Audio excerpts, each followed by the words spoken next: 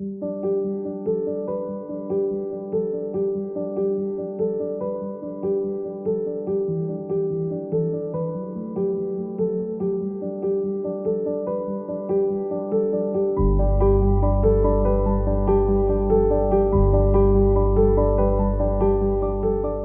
nom, c'est Michel Lamotte. Je suis quelqu'un qui a une formation de niveau universitaire, un bac, avec des orientations particulièrement en sciences humaines. Je suis né en 1948. J'ai 71 ans. Je suis quelqu'un qui vient de Portneuf, du comté de Portneuf.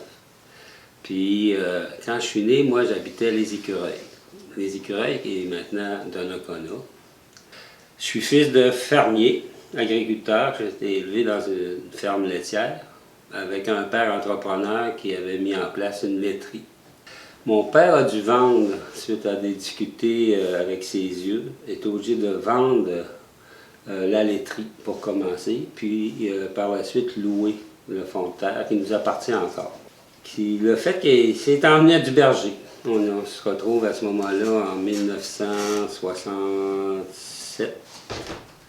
Je suis arrivé, j'avais 19 ans, je suis né en 48. Ça tournerait à peu près, ça.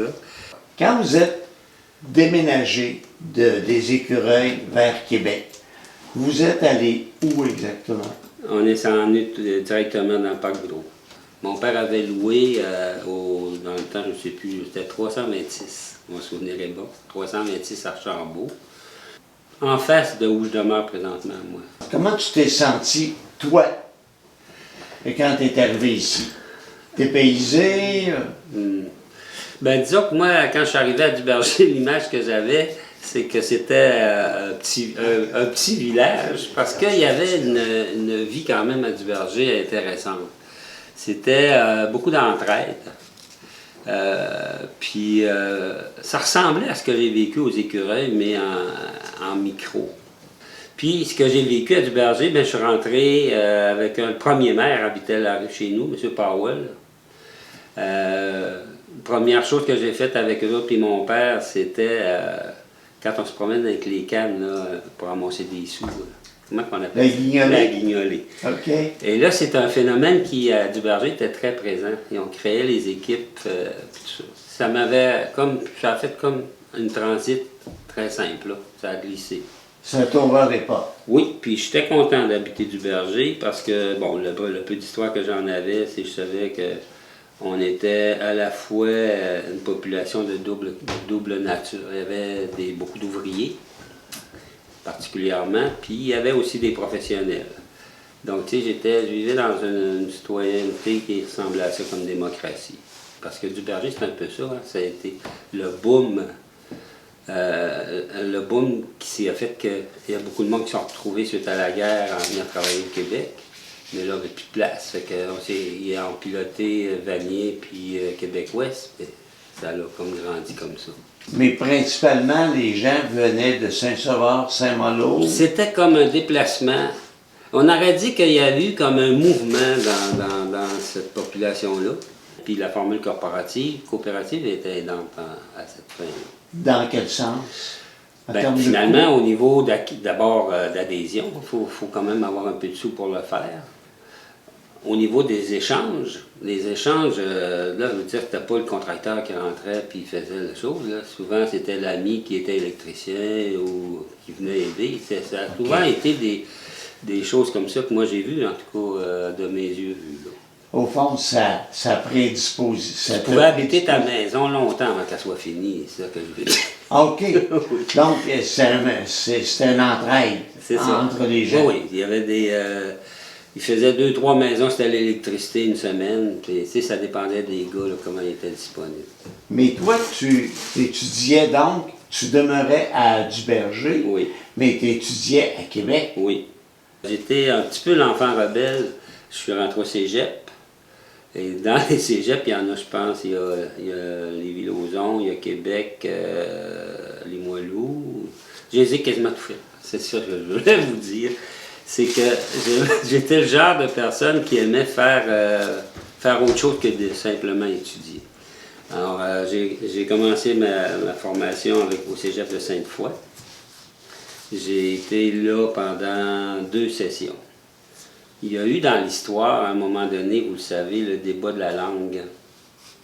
J'ai été un des porteurs sur la langue française et j'ai été évacué du cégep à raison de cette attitude.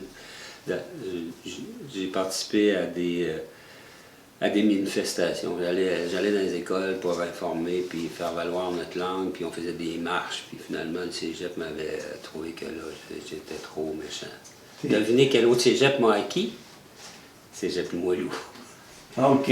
Parce que si on regarde l'histoire, Cégep Limoilou, c'est un cégep où tu as des valeurs, emmène-les, on va les débattre, c'était plus ouvert.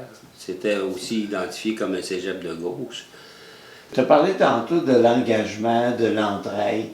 Est-ce que, dans ce sens-là, encore, l'Église, dans le coin, avait un impact, ou le clergé avait un impact? Mon engagement à moi, par rapport aux religieux, n'est pas grand.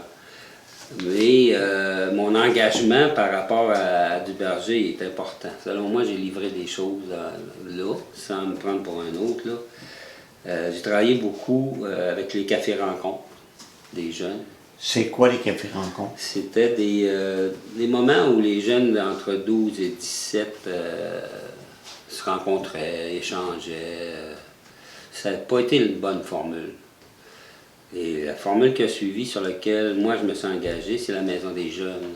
La mise en place de la Maison des Jeunes de Duberger, où le religieux est impliqué aussi avec nous. La caisse a été impliquée aussi avec nous. On a créé cette maison-là. Puis, ça a permis de faire valoir l'importance. Les gens ne voient pas ça. Mais la Maison des Jeunes à Duberger, ça a été la diminution des larcins dans les centres d'achat. Ça a été important. C'est un moyen d'éducation. Très bon. Puis je vais te dire, au-delà du livre, avec la vie.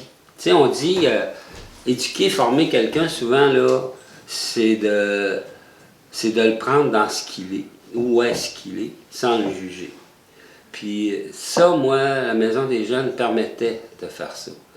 Il a fallu se débattre contre les gens autour qui disaient, ça n'a pas de bon sens, vous les laissez faire, vous êtes, non, non, non, non. N'ayez pas peur, là, ils ne briseront rien. Mais de ne faire que les entendre. Fait que moi, j'ai développé beaucoup avec les jeunes puis les animateurs chez nous, cette approche-là. De dire, prends sa vie, écoute-le dans ce qu'il dit, puis tu vas le former autour de ça. Un peu comme quand tu formes un adulte. Un adulte, tu ne l'assois pas devant un livre. Un adulte, tu vas le chercher parce que dans sa vie, il a fait des choses, puis quand tu y parles, si tu rentres dans son monde, dans ses expériences, tu as son langage. Là, tu vas le mettre en apprentissage. Première chose, si tu veux apprendre, il faut que tu te comprennes. Et ça marche pour le jeune aussi. Ça marche. C'est plus rebelle, c'est plus dur. J'ai connu des cas, petit gars monté dans l'échelle. Chez nous, il y avait une affiche, de marqué l'antidote. Le petit gars avait monté là. Il ne voulait plus redescendre. Il se fait là. Sa préoccupation, c'est qu'il avait peur. Il avait peur parce qu'il ne voulait pas s'en retourner chez eux tout seul. Tu sais, tu vois, ben, tu pars de ça, tu as une base pour jaser. Qu'est-ce qui se passe? Où est-ce qu'il est? Tu le permets de redescendre, tu commences par ça. Là, mais grosso modo, c'est des choses comme ça qui ont été importantes pour moi me nourrir de cet engagement-là. L'autre phénomène par rapport à la rue Archambault, ben, c'est une rue qui allonge la rivière. Et il y a une année, je ne suis pas capable de donner l'année, je peux vous dire que c'était sur la députation, c'était notre ami François Bertrand qui était Jean-François Bertrand, c'est ça. Le député à l'époque. C'est ça. Et on a eu un méchant coup d'eau. Puis moi, c'était la première fois que je le vivais, par exemple, l'expérience. Là. Et dans la rue, tout le monde était énervé, on s'était fait prendre à ça, puis prendre solide là, pour l'entrée d'eau dans le sous-sol, puis les bébites qui rentraient toutes, puis les voitures avec de l'eau à la mi-porte. Ça avait été gros, là, pour être obligé de tout sortir ça. Et là, nous autres, on avait dit, ben c'est bien malheur, ça marche pas comme ça. On avait fait le lendemain matin, on était 4-5, convoque une rencontre, c'était au Normandin, je pense.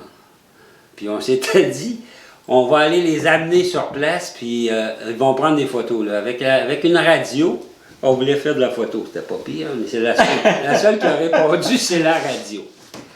Et on avait fait partie d'une émission du matin. Et je me rappelle que là, on avait expliqué que ça faisait plusieurs fois que ça arrivait, puis que ça n'avait pas de bon sens, qu'on avait des problèmes d'assurance, puis qu'on avait tout ça. Je me rappelle du mot de la fin. On avait dit de façon très claire, on vous parle, M. Bertrand, parce que nous autres, on n'est pas des beaucerons. On ne s'arrangera pas avec ça. C'est pas ce qu'on aime. Fait qu'il vaudrait mieux trouver une correctif le plus rapidement possible. Mais je pense que la position qu'on a prise, qui était ferme et claire, puis qu'il n'a pas été... puis qu'il y a eu de l'écoute, il faut l'entendre, Jean-François, c'était quand même pas de pique dans le PQ. Bien, ça a eu l'effet positif que ça a eu. Il y en a plus avec l'arrivée de l'estacade, a été fini. Est-ce que l'attitude ou la prise de position que vous avez eue, ça aurait pu vous t'entraîner toi, dans un engagement politique? Ouais, mais moi, non, tout en politique, je pourrais vous en raconter des drôles, là. Mais en politique, moi, j'en ai fait, mais jamais pour prendre le poste ou... Vous vous perceviez davantage comme un influenceur? Oui, oui. Dans le monde politique, j'ai toujours été un peu comme ça. D'ailleurs, chez nous, c'est ça qui est la farce. Il y a eu chez nous Powell comme maire. Puis dans ce temps-là, on est du berger, là. Tu sais, on n'est pas... Donc avant qu'il y ait fusion, il y a eu Powell. Après Powell, il y a eu Caro. Puis après ça, il y a eu Bisson. Alors, mais Gaston, pour faire l'histoire que je te parle, Gaston, il a changé à peu près de tous les partis politiques. Il a été au Rassemblement populaire, il a été au Progrès civique. Mais le drôle de l'affaire, c'est qu'il gagnait tout le temps. Chez nous, peu importe la bannière. Mais il se trompait de bannière à chaque coup. Quand c'était fini, le parti s'était fait battre. On était dans l'opposition. On était dans l'opposition tout le temps. Ça va. Alors, c'est ça. Est-ce qu'il y a des choses particulières qui mériteraient d'être soulignées au niveau de l'entraide? Bon, je te dirais que moi, dans les choses où je pense qu'on a été aidant là-dedans, c'est beaucoup avec les optimistes, qui a été mon deuxième engagement. J'ai été président aux optimistes pendant un certain temps. Là, c'était carrément centré vers une mission jeunesse. Alors, c'était l'aide au projet des jeunes.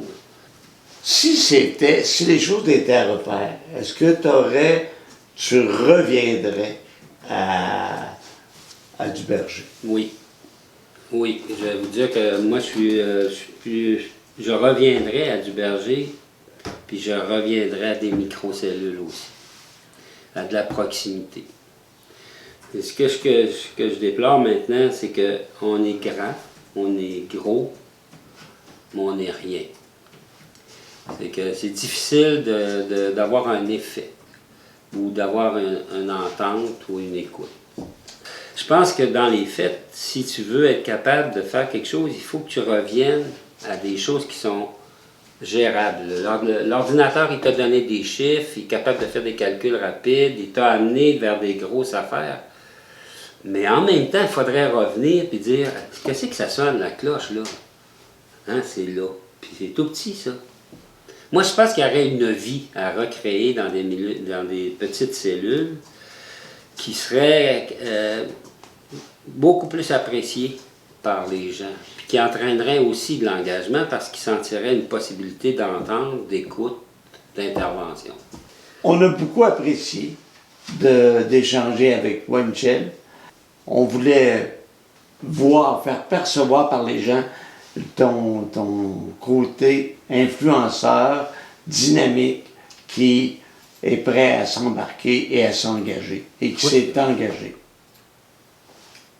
Bien, merci, Michel. Ça fut très apprécié. Bienvenue. Merci beaucoup à l'équipe.